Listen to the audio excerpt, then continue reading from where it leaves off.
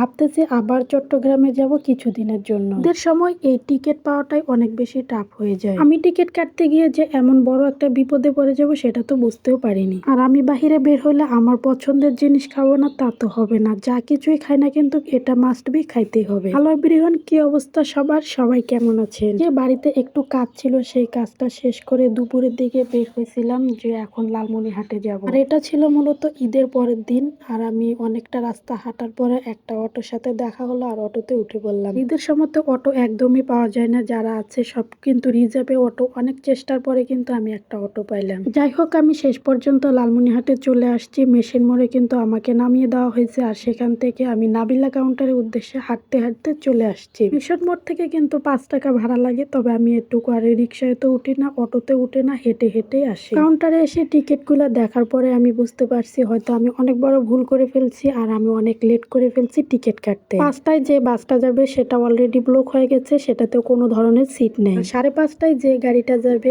এটাতে শুধু শেষের দিকে সিট পাওয়া গেছে, আর শেষের দিকে তো সিট পাইলে অনেক বেশি ঝামেলা হয়ে যায়, পিছনে বসা অনেকটাই কষ্ট হয়ে যায়। এই টিকিটগুলো নাকি ঈদের আগে কাটা হয়ে গেছে, তো আমরা অনেকটাই লেট করে ফেলছি। তো কি আর করার, যেহেতু যেতেই হবে তাই টিকিটগুলো কেটে নিলাম। 2টা টিকিট যেহেতু কাটা হয়েছে, এখানে আমি 2000 টাকা অ্যাডভান্স করলাম, আর বাকিটা যখন বাসে ওঠা হবে তখন একবারে পেমেন্ট করা হবে। এখন হয়তো অনেকে ভাবতেছেন যে আমি চট্টগ্রামে যাব, আসলে কিন্তু আমি চট্টগ্রামে যাব না, আমার 2 ভাই চট্টগ্রামে যাবে। তারা আসছিল ঈদের সাথে, এখন আবার চলে যাবে, আর তাদের জন্য কিন্তু আমি টিকিটটা কাটলাম। তারা অনেক জার্নি করে আসছে, তাই আবার আসতে চাচ্ছিল না, যে আমাকে বললো যে টিকিটটা কাটার জন্য। আর সব সময় কিন্তু আমি এখান থেকেই টিকিটটা কেটে দেই প্রতিবার। তো কাউন্টারের কাজ শেষ হয়ে গেছে, এখন আমি আবার মেশিন মোড়ের দিকে যাচ্ছি আর হেঁটে হেঁটেই যাচ্ছি। এটুকু রাস্তা কিন্তু আমি অটোতে উঠি না, হেঁটে হেঁটেই যাই। লালমনিরহাট যেহেতু আসছি, আমার পছন্দের জিনিস তো খাইতেই হবে, আর এটা তো আমি না খেয়ে বাড়িতে কোনোভাবেও যাব না। এজন্য আমি হাঁটতেছি যে রেস্টুরেন্টের দিকে যাব। তো ফাইনালি আমি কিন্তু রেস্টুরেন্টে চলে আসছি, আর এখানে আমি কিন্তু ফুচকা অর্ডার দিচ্ছি। তো আমাকে বললো কিছুক্ষণ ওয়েট করার জন্য, তো আমি বসে বসে ওয়েট করতেছি, তারা রেডি করতেছে ফুচকা। তো বেশ কিছুক্ষণ ওয়েট করার পর অলরেডি কিন্তু আমার ফুচকাটা চলে আসছে, আর আমি কিন্তু এখান থেকে অর্ধেকটা খেয়ে নিচ্ছি আর অর্ধেকটা শুধু আপনাদের সাথে ভিডিও করলাম। ফুচকাটা কিন্তু আমার পছন্দের জিনিস, যদিও এটা আমাদের এদিকে মানে গ্রামের এদিকে একদমই পাওয়া যায় না। যদি খেতে হয় তাহলে লালমনিরহাটে এখানে আসতে হয়।